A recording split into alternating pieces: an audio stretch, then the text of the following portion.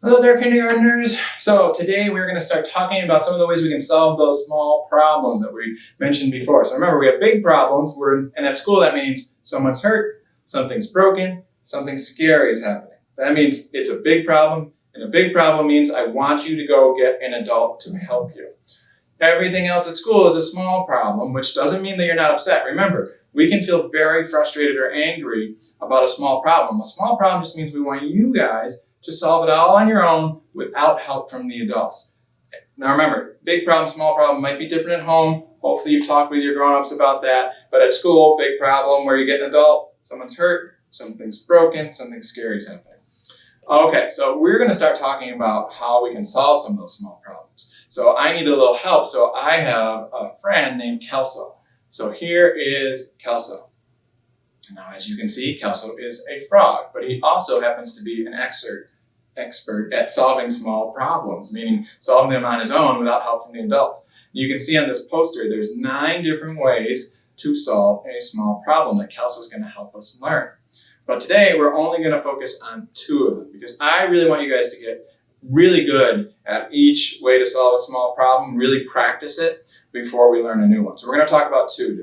We're going to talk about my favorite one first. My favorite one is ignore.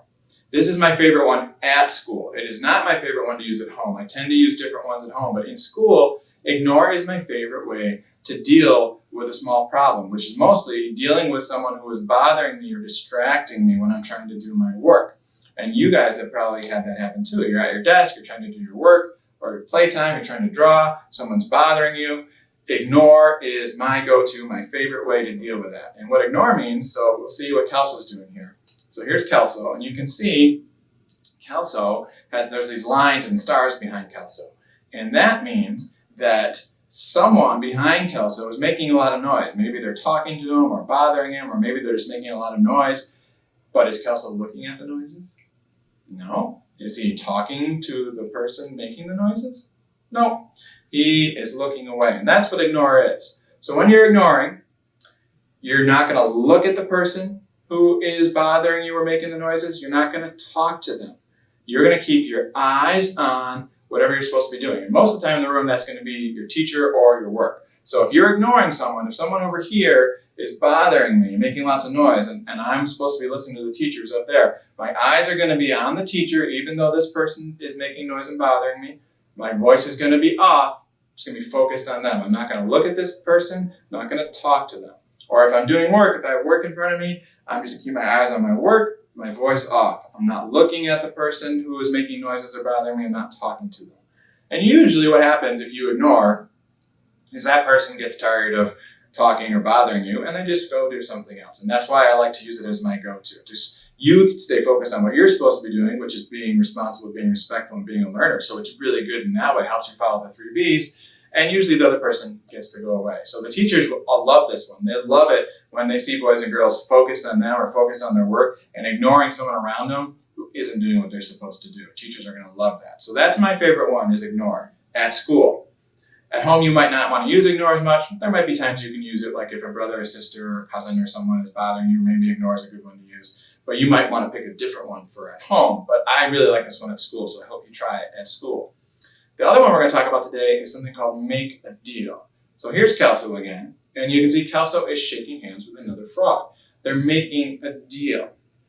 And what this means is, if you want something that someone else has, or someone wants something that you have, or you both want to use the same thing, you can make a deal with someone. When you're making a deal with somebody, you're going to give them something that they want, and then they're going to give you something that you want. So you each get something that you want. This is why make a deal is really good. So if it was playtime, and we were going outside to play. I know the weather's getting colder and it's not going to happen as much, but let's just pretend we're going outside to play and there's only one swing available. I really want to use the swing and my friend really wants to use the swing. I could make a deal with them. Instead of arguing over who gets to use it, I might make a deal and say, hey, what if you use the swing for 3 minutes and then you get off and I can use the swing for 3 minutes and we can take turns like that. So we're making a deal. You get it for 3 minutes, then I get it for 3 minutes. Or maybe if we both want to play the same game at playtime, but we can't share like we used to, maybe we could say, what if I play the game today, and then I will make sure that I let you play this game tomorrow. Or if you can play this game today, and then I'll make sure I can play this game tomorrow. So we each get a turn with it. So you're making a deal, so you each get something you want. This is a good one to use at home. If you want something that someone else is using, or you want to watch TV and your brother or sister, someone wants to play a video game, or you want to watch different TV shows, maybe you can make a deal and say like, well, can I please play my video game for 10 minutes and then you can have the TV for 10 minutes? Or what if you can watch your TV show right now and then when you're done, can I please play my video game? So you make a deal so you each get something that you want. Now, there's one more thing that's very, very important. You're going to hear me say this a lot. Whenever you are trying to solve a small problem, you need to use a calm voice. Because if you don't use a calm voice, even if you say the right thing, you can make the other person feel upset and then it makes the problem bigger. So we always want to use a calm voice. So if, let's say that I am drawing with some really cool markers and they're the only ones in the classroom, and then I get up to use the bathroom and I come back and somebody's using those markers. They didn't even ask me. Is anyone hurt? No. Anything broken? No. Anything scary happening? No. But I'm feeling mad because I was using those markers and they just took them without even asking. So I'm feeling mad, but it's a small problem. So what I need to do is make sure when I talk to this person that I use a calm voice. So I might take a deep breath to calm myself down. I'm going to calm myself down, and then I have to use a calm voice and say, excuse me, I was already using those markers. Can I please have them back? Or maybe I'll make a deal. Excuse me, I was already using those markers. Could I please have them as soon as you're done because I need to finish my picture? Because if I go up and say, hey, I was using those markers, is that a calm voice? No. And then they might start arguing with me, and now our small problem's getting bigger and bigger. So you want to use a calm voice. A calm voice is kind of like what I'm using with you guys right now. So, I'm talking loud enough so you can hear me, but I'm staying very calm. I'm not yelling, not raising my voice. I'm not whining. I sometimes hear boys and girls go, hey, I was using that. Is that a calm voice? No. When we're solving those small problems, really, really need to use a calm voice. And I'm sure your grown-ups at home probably feel the same way. We don't want to whine. We don't want to yell. We don't want to pout. We're going to stay calm, use our calm voice to solve those small problems. So I'm going to give you some examples of small problems. I'm also including those pictures of Kelso. If you want to try to color them in or print them out at home, you're more than welcome to. You don't have to. That's fine. I'm just giving you the pictures in case you want them for reference. You might notice that your teachers have posters of Kelso up in the room, so you can always look at those posters too.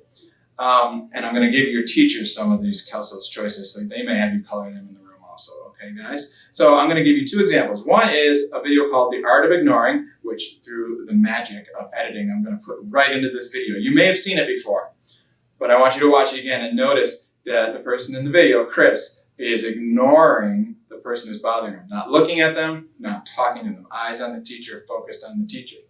And then Fiona and I had a problem the other day where we both wanted to do the same thing and we had to figure out how to deal with it, so we actually made a deal.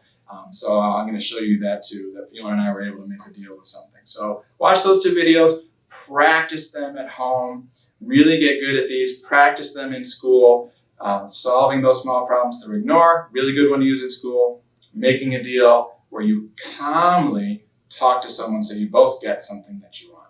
All right, guys, I hope you enjoy the videos. I will see you next week.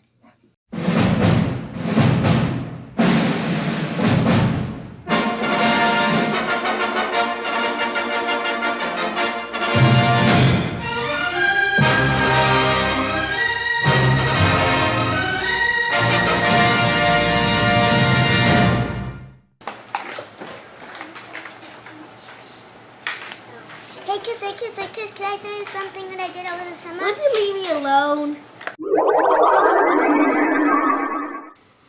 Looks like you're having trouble with your classmate, Chris. What am I doing in your office? Well, the adults in the building are always looking to help boys and girls, Chris. And right now, it looks like you could use a little help. I'm trying to do my work, but my eye is bugging me. Sometimes when you're at home or at school, there's going to be a person or something that's bothering you. That's when we want you to do your absolute best to ignore.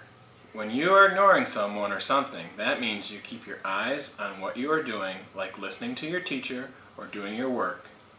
You don't say anything to the person who is bothering you, and you don't need to tell the teacher what's happening either. This is a small problem that you can solve on your own. You might need to ignore someone who is talking to you in line,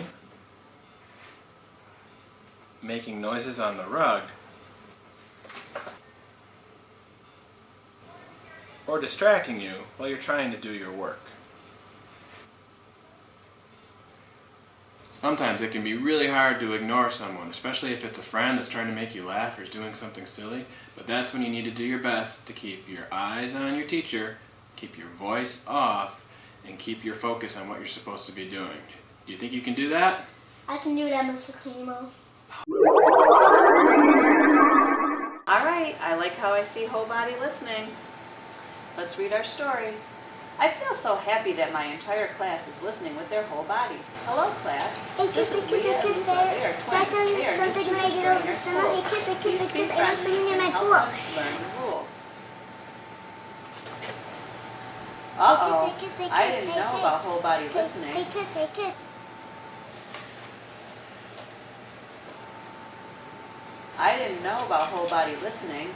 Leon Lucas, Larry says, now is not the time to be watching the slides. You will miss the best part. Mariah! You are distracting Chris. That is not okay. You need to use whole body listening. If you can't use whole body listening, we're going to have to talk about this at playtime. Chris, I am so proud of you for ignoring Mariah. Good job ignoring. Okay, so I've got my chips and I'm ready to watch the big game.